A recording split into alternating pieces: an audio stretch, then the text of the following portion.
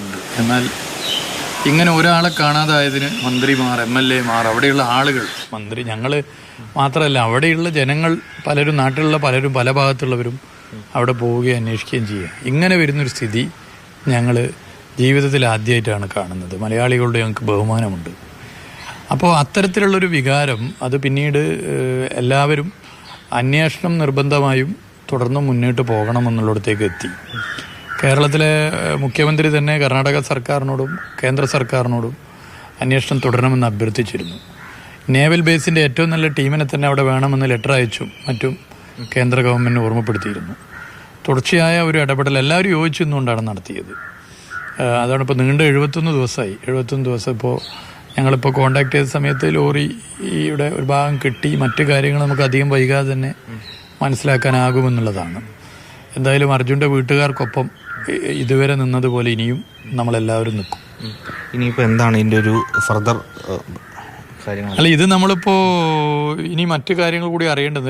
ലോറിക്കകത്തുള്ള മൃതദേഹം ആരുടേതാണെന്ന് മനസ്സിലാക്കണം. അപ്പോൾ അവിടെ ഈ എല്ലാ ലോറികളും വന്നാൽ നിർത്തിയിട്ട് ഭക്ഷണം കഴിക്കാറുണ്ട്. അങ്ങനെ അർജുൻ ലോറിക്കകത്ത് വിശ്രമിച്ചു എന്ന് നേരത്തെ തന്നെ ചിലർ സൂചിപ്പിച്ചിരുന്നു. അപ്പോൾ ഇതൊക്കെ നമുക്ക് ഇപ്പോൾ അധികം വൈകാതെ തന്നെ മനസ്സിലാക്കാനാകും എന്താണ് എന്നുള്ളത് മനസ്സിലാക്കേണ്ടത്. അത് കൂടി മനസ്സിലാക്കിയതിന് ശേഷമാണ് നമുക്ക് അതിലൊരു തീരുമാനം എടുത്ത് പോകാൻ പറ്റും. പ്രത്യേകിച്ച് മിനിസ്റ്റർ അവിടെ നേരിട്ട് പോയി ഈ സംഭവ സ്ഥലത്തൊക്കെ നിന്ന് അതിൻ്റെ ഒരു വൈകാരികതയും വേദനയൊക്കെ മനസ്സിൽ അറിഞ്ഞ ആളാണ്. ഇപ്പോൾ ഇത് കേട്ടപ്പോൾ, ഇപ്പോൾ ഇത് അറിഞ്ഞപ്പോൾ എന്താ തോന്നുന്നത്? അല്ല, ഒരു പ്രയാസം നേരത്തെ തന്നെ ഉണ്ടായിരുന്നു. കാരണം അർജുൻ്റെ വീട്ടുകാരുമായിട്ടൊക്കെ അവിടുത്തെ ജനപ്രതിനിധി, കൗൺസിലർ, അവരൊക്കെ ആയിട്ട് നിരന്തരം ഞങ്ങൾ കോണ്ടാക്ട് ചെയ്യുന്നതാണ്. അർജുൻ്റെ ബന്ധുക്കൾ, അതുപോലെ അർജുൻ്റെ അളിയൻ, അതുപോലെ സഹോദരൻ, മറ്റുള്ളവർ, ബന്ധുക്കൾ, എല്ലാവരും, സുഹൃത്തുക്കൾ ഒക്കെയുണ്ട്. അപ്പോൾ ഇത് തുടർന്ന് അന്വേഷിച്ച് തന്നെ പോകണം എന്നുള്ളതായിരുന്നു എല്ലാവരുടെയും ഒരു ആവശ്യം. അപ്പോൾ ആവശ്യം ഇപ്പോൾ ഇന്ന് ഒരു നിർണായക ദിവസമായി മാറിയിരിക്കുകയാണ്. മറ്റു കാര്യങ്ങൾ ഇനിയിപ്പോൾ നമുക്ക് ലോറിക്കകത്ത് മൃതദേഹം ഉണ്ടെങ്കിൽ അത് ആരുടേതെന്നൊക്കെ കൂടി മനസ്സിലാക്കിയതിന് ശേഷം, ശാസ്ത്രീയമായ പരിശോധനയിലൂടെ മനസ്സിലാക്കിയതിന് ശേഷമാണ് മറ്റ് സ്റ്റെപ്പുകൾ നമുക്ക് എടുക്കാൻ പറ്റുക.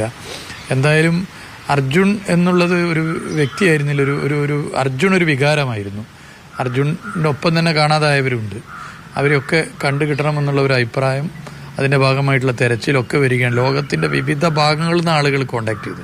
അപ്പോൾ അവിടുത്തെ അധികാരികൾ തന്നെ പറയും എവിടെ നിന്നൊക്കെയാണ് ആൾക്കാർ വിളിക്കുന്നത്, എന്താ കിട്ടുമോ, എന്താ സ്ഥിതി, എങ്ങനെ, പല ഭാഗത്തുനിന്നും ആൾക്കാർ വിളിച്ചുകൊണ്ടിരിക്കുകയാണ്. അത് മലയാളികളുടെ ഒരു ഐക്യമാണ്. മലയാളിയുടെ ഒരു ഐക്യമാണ് അതിൽ കാണാൻ വേണ്ടി പറ്റിയിട്ടുള്ളത്. ആ ഐക്യവും യോജിപ്പും ഒരു മനുഷ്യന് വേണ്ടി, മലയാളി ജീവിതത്തിൽ ഒരിക്കൽ പോലും കാണാത്തൊരു മനുഷ്യന് വേണ്ടി മലയാളി മനസ്സാകെ ഉണർന്ന് ഇടപെട്ടു എന്നുള്ളതിൻ്റെ ഒരു വലിയ വിജയം കൂടിയാണ് ഈ അന്വേഷണം ഇത്രയധികം ദിവസം നീണ്ടത്. അദ്ദേഹം പറഞ്ഞ ഒരു പ്രധാനപ്പെട്ട കാര്യമുണ്ട്. മലയാളികൾക്ക് അർജുൻ എന്ന് പറഞ്ഞു കഴിഞ്ഞാൽ വ്യക്തി മാത്രമായിരുന്നില്ല, വികാരം കൂടിയായിരുന്നു എന്നുള്ളത്.